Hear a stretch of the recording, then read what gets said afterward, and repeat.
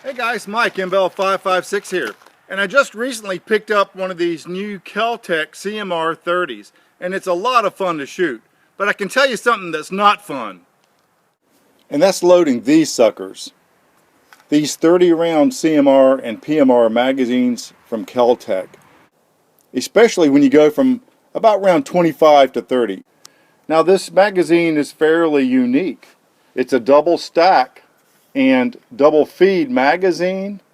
However, the feed lips are different compared to most double stack double feeds. Generally speaking, when you have a double stack double feed magazine, for example, like this AR-15 magazine, the feed lips are both straight and they're parallel to each other.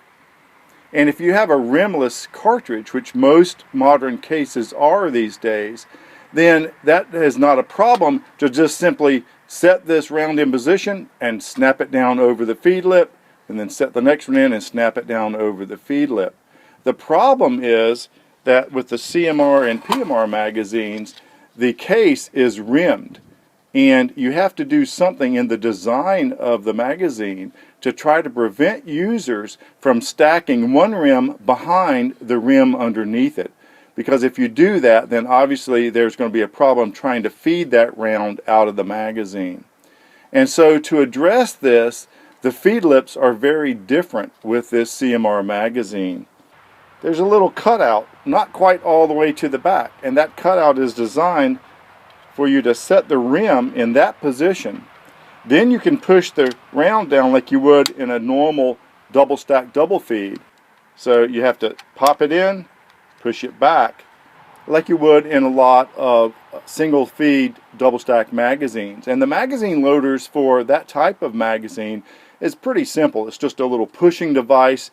It goes over the magazine body, pushes down the round, and you start the round underneath the feed lips, lift the loader up, and then just push the round into the back of the magazine with your hand.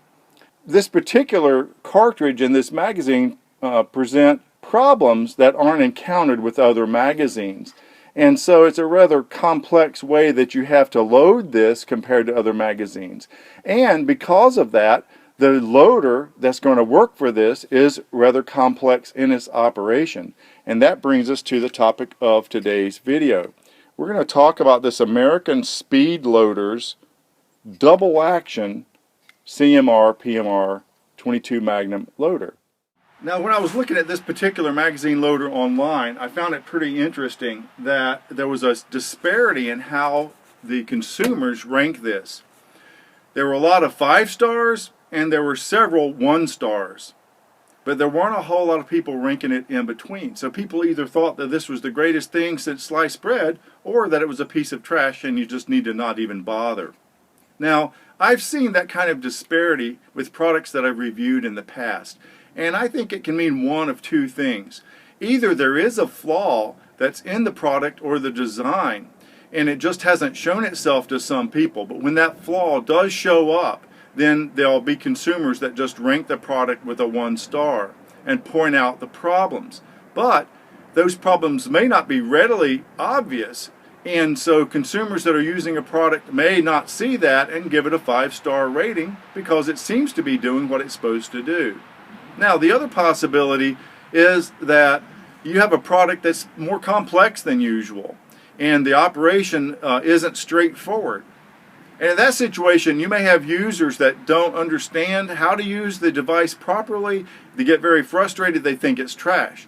And you have other folks that will kind of figure out the design and the use of the product, and they'll be using it the way it's intended, and they'll be very satisfied with the product. And I think that's where we fall when we look at this American SpeedLoader.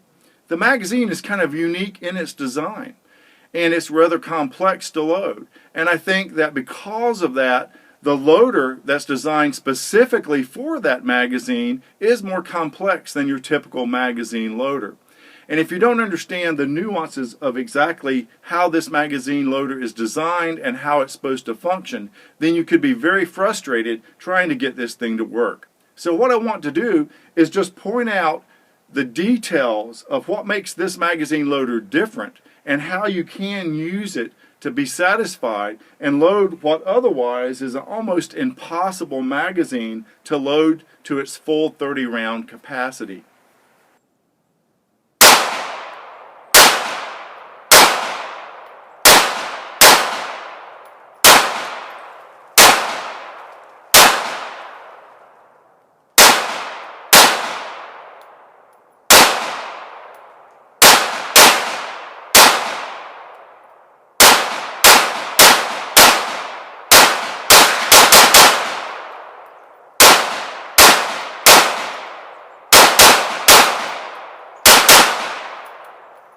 Okay, that was 30 rounds, made a lot easier by American SpeedLoader. We pointed out the unique design of these feed lips, where you have a notch in the back, and the fact that the rim has to be put down in that notch first, and then the round has to be pushed back.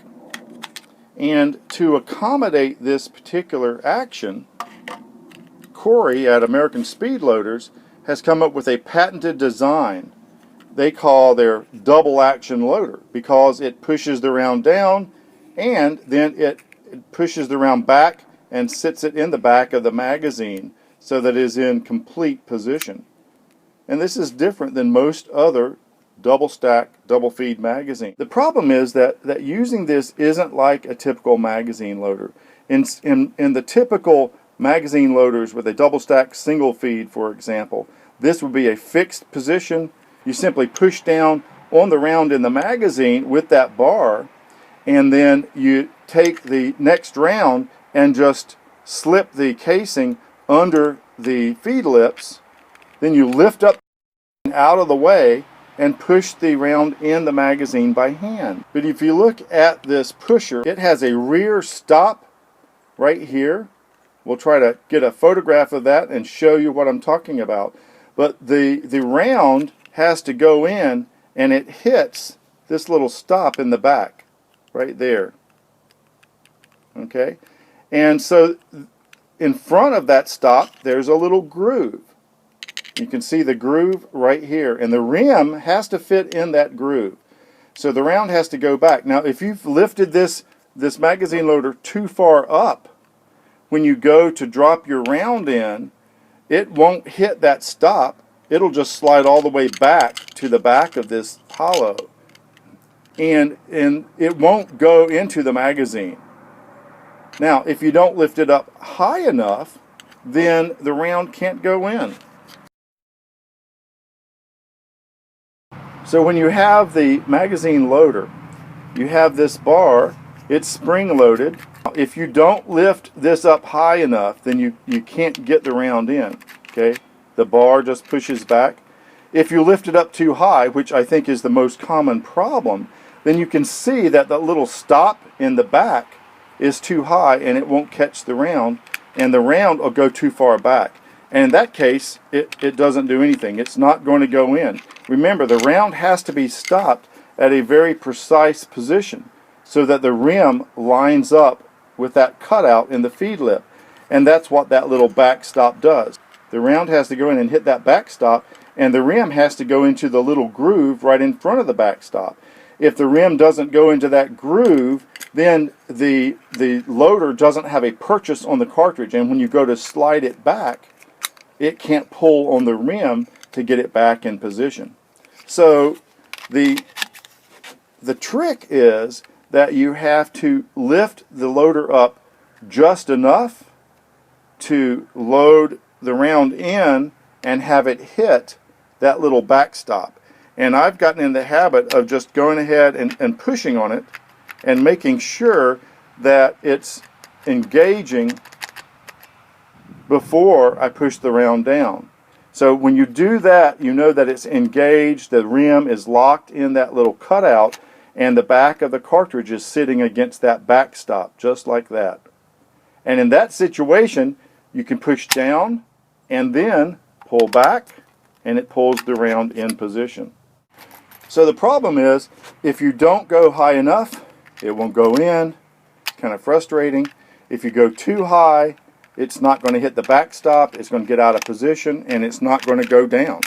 So it can be very frustrating. The key here is just to lift it up gently and in a controlled manner. Drop the round in.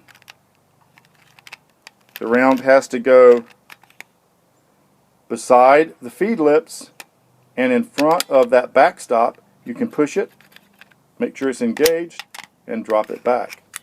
Okay?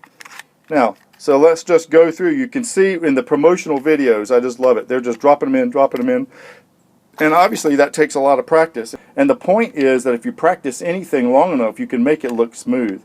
But this is real world, okay? So you have to lift up the loader, not too much.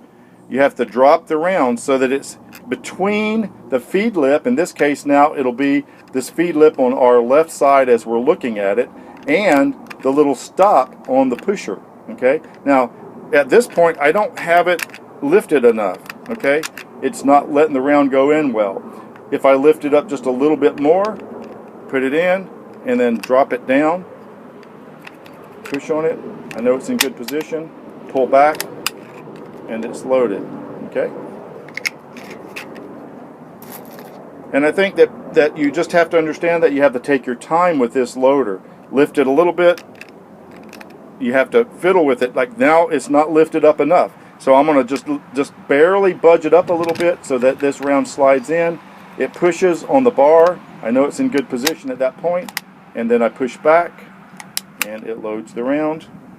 So let's just do a couple of rounds now like this. So we'll put it in, push, load, okay. Okay, now it didn't go in, so I lift it up just a little bit with this thumb. So I'm controlling just very minute movements with this thumb, and I think that's the key. Is you can't get in a hurry. You have to lift it, let it get in between the feed lip and the pusher bar. It's not quite enough. I lift it a little bit more, go back, and it'll drop. Check it, push down, and pull back. Okay. So it takes a little practice, and you can't go too fast. Okay, that's in good position. Go down. Now, see what happened. Okay, so I had it lifted too high, and it just dropped all the way in the back, and that can get really frustrating. But you'd have to understand what's going on, and it won't frustrate you. So you have to put it in position. Once it's in position, it just goes right in. And when you push it down, you kind of automatically just go back. It's like they say, this is a double action device, because basically as you're pushing, you automatically just push this to the rear. In the promotional videos, they've obviously practiced. You have to just be careful, take your time, get it in the right position, and it goes back. If you understand the nuances and the complexity. Now see, that wasn't back far enough. That was good. I'm glad I did that. So what happened in this situation, and there again, people are getting frustrated because they don't know what's going on. I did not have the rim, I didn't have the round all the way back. Now see, it's all kind of jammed up. And I'm trying to talk and demonstrate at the same time.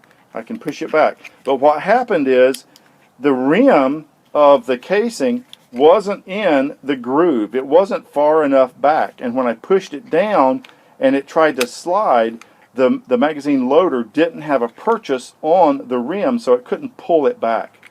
And then you try to take the loader up and the cartridge is kind of stuck, and it's kind of a pain. Now, you know, the solution is you can, at that point you can just push it. If it's down low enough, you can go ahead and push the cartridge in. But I think that's what's causing folks to get very frustrated with this particular loader. But it's a very difficult magazine to load. So the point is, you have to understand the design and the function of this so that you don't get frustrated. And you have to go slower than you would with a typical simple magazine loader, because this isn't a typical simple magazine, and it requires something more than a typical simple magazine loader. Now, that means that it is slower to use. And what I've done, these magazines aren't hard to load until you get to around 20 or 25. After 25, it's almost impossible.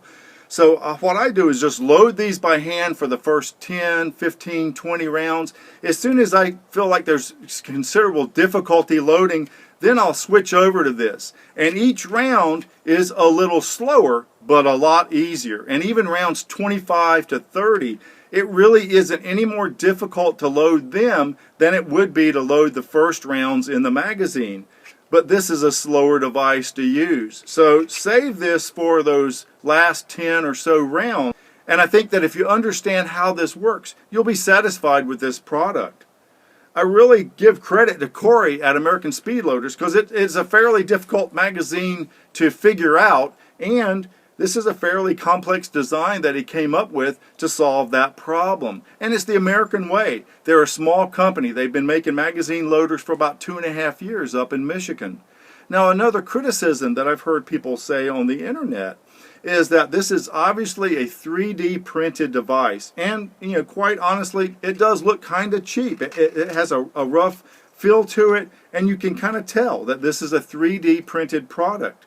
But this is a very strong, robust magazine loader. I've dropped it multiple times and stepped on it once. These are guaranteed for a lifetime. If they break under normal use, then all you have to do is return it to them and they'll replace it free of charge. So I feel like the company, as long as they're viable, are going to be there to stand behind their products. And I've talked to Corey before I did this video, and he is developing new products all the time. This is a patented product, and he's developing a series of magazine loaders that he calls nest loaders, where the magazine loader sits on the counter, and you put the magazine on top of the magazine loader, and there's a little chute, and you just drop the round in and push the magazine down on the loader. Very interesting, and he is trying to develop one of those for these particular magazines as well as others. So the point is that I think the company will be around. They're active, they're developing new things, they're getting new patents. I think they'll be there to stand behind their products in the future. So I feel pretty comfortable saying that this is a reasonable product to recommend, because these are just bears to load, and this makes loading the last few rounds really pretty easy. It's not quick, but it definitely is easy. In my opinion, if you own a CMR or a PMR, this is a must-have accessory. And remember guys, I'm a consumer just like you. I spent my hard-earned cash to buy this, and I have nothing to do with this company. But I really think they've come up with a nice design. You just need to understand how it works. If you have any questions or comments about this product, please post those and I'll try to respond to those in a timely fashion. I hope you found the information useful. Thanks for watching, and we'll see you next time.